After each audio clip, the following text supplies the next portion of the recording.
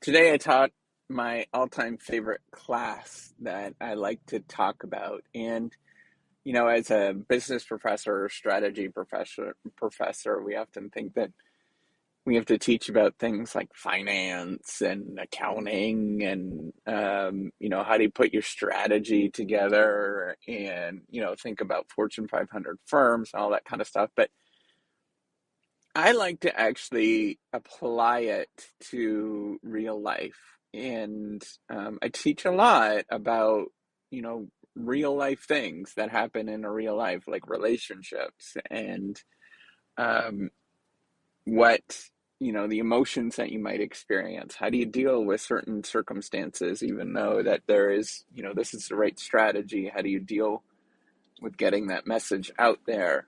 Um, there's lots of things, but the reason why I love this class, this is my last class that I teach, but it gets into there's a question that Clayton Christiansen asked, and he is this famous Harvard professor that passed away a few years ago, and he used to ask his MBA class this, and we watch it a TED talk that he does, and I think he's not feeling well then. I think he died of cancer. Um, and he talks about in this paper that he gives as well as the speech is how do you live a life that is fulfilled that you actually really want to live? And the answer to that is a lot more difficult than one would think. Um, and ultimately, I think business should be about that. I don't think that there should be any. It's strange, right? And this is kind of the conversation. It's sort of this man reflecting on his life and what it actually means to live a successful life. And I've gone through a lot of that in the last few years, a lot, in terms of me thinking about what it means to live a successful life, because there's lots of things I would wish that I can achieve, but I can't achieve. So I have to think about what am I about? And what am and this whole reciprocity project has been a lot of conversation about that. Um, but it's really challenging to think about that, and it should be that business allows us to live a more fulfilled life. That's actually should be the fundamentals of business. And yet we talk about things like performance, like finances and those kind of things, because we're sort of looking at the small components of our life that we can easily measure and that we can put our fingers on. This is what we measure. And so we think that that is the only thing that's real.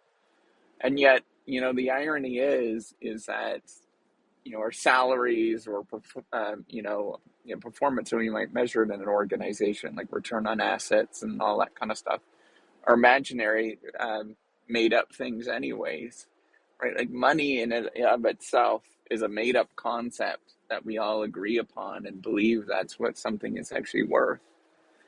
And we have to stop and think, what are our priorities and what are we actually going to measure and what are we going to achieve in our life?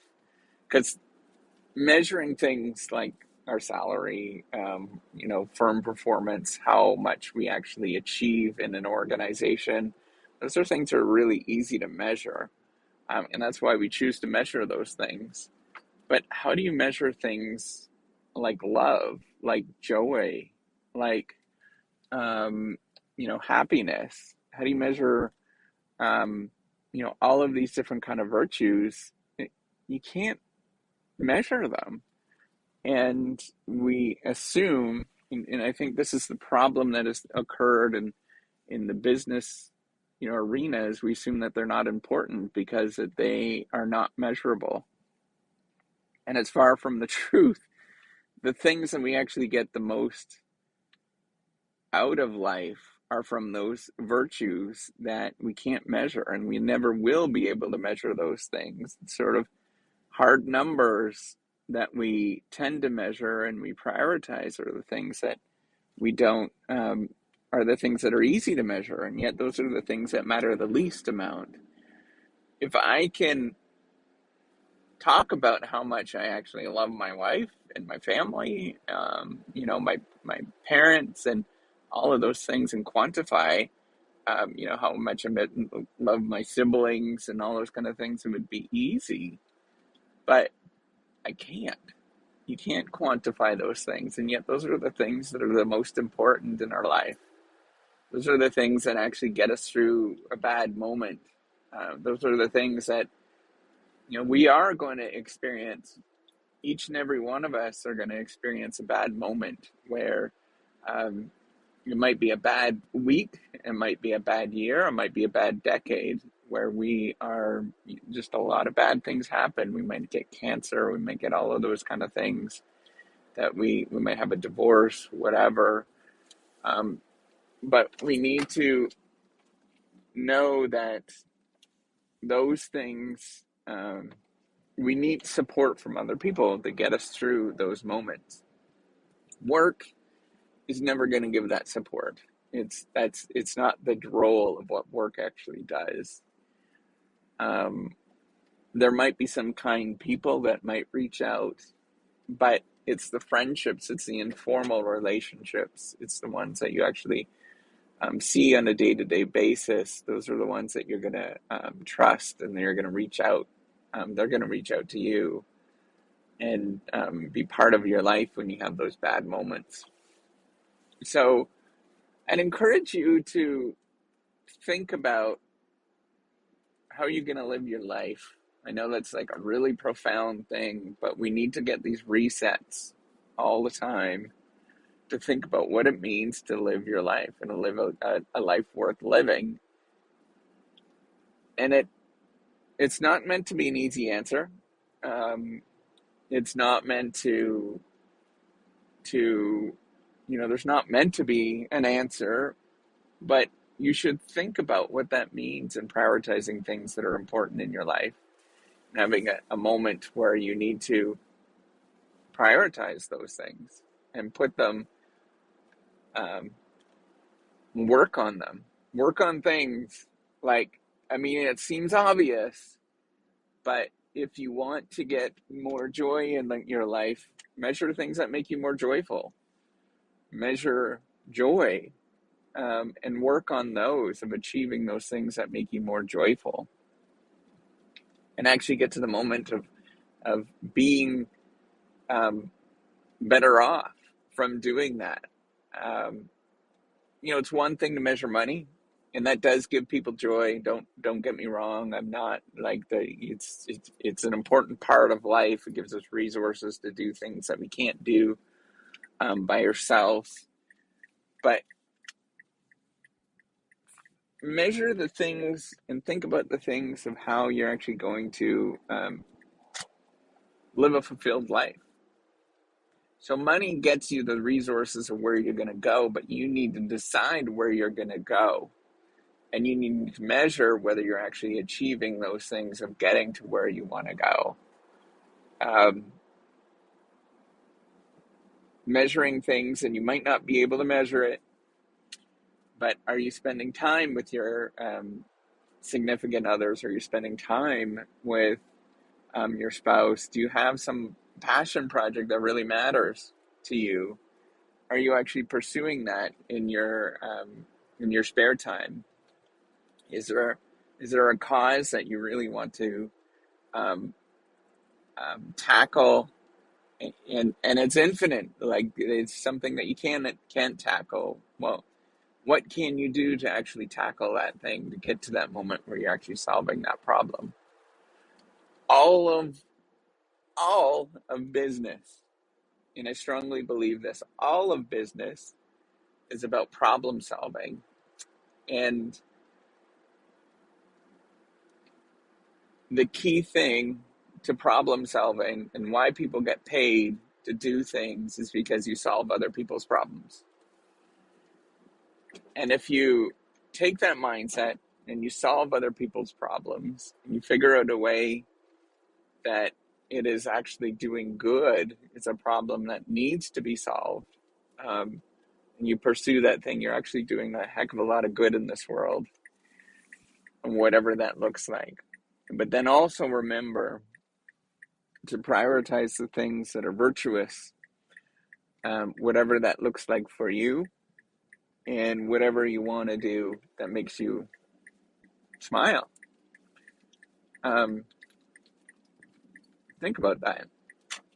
Think about what makes you smile, and think about how you can actually pursue that even more. Big question, hard to answer. It's not going to be answered overnight, but you should really think about that. And for me, with the Reciprocity Project, it's been very profound for me. Started out as kind of this like little side thing that was like, oh, I just build this little software thing. But because I've been talking through these things and, going through the motions, I've been forced to really be explicit with how I feel and what I'm about and all these kind of things. And it's been a very, very profound experience about why the hell am I still doing this? It makes no sense. It's a financial loss, but I got to figure out why I'm actually still doing this thing. Why is it important to me when nobody is really, there's people that know about it. Nobody is, there's a few people, and thank you so much, by the way, that are using it. I appreciate absolutely every one of you, but it's been 4 years of this. It's been an awful lot of work. And at this moment, if I was to stop it, it would seem like it's an utter waste of my time. And I have to think about, why am I actually doing this? Why is this such an important thing to me? Why am I actually so pursuing this thing? And the question is a lot bigger than what I ever imagined it to be. And it's a lot more deeper. It's a lot more profound. For me personally, for me, it's recognizing, education is unfair. People get access to tools and resources that other people don't. Fundamentally, it's by nature, it's unfair.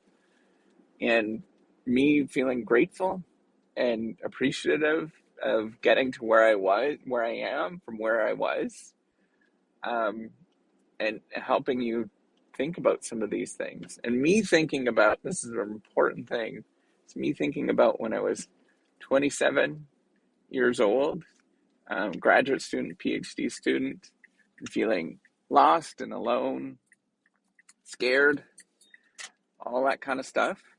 And just helping to be, hopefully being somebody that's going to walk people through, and be that random weird nut on the internet that's willing to talk about these kind of things openly, and let you know that you're not the only one. Talking to my junior, and that's important to me, to know that I'm helping other people go through these things, and knowing that they're just as important than anybody else out there. I think this is important for science. I really truly do think that this is important for science, because what I've seen, it's not whether you're successful and all that kind of stuff and why people quit or people don't feel like they want to do something in science. It's because they lose hope in themselves, and they feel hopeless, and they feel like they can't do it. And I'm just here to say, hey, you know what? I'm one weird kooky nut, but I think you can do it. So that's it. Hopefully you gained something from this pod, and we'll see you on the next one. Thanks for listening.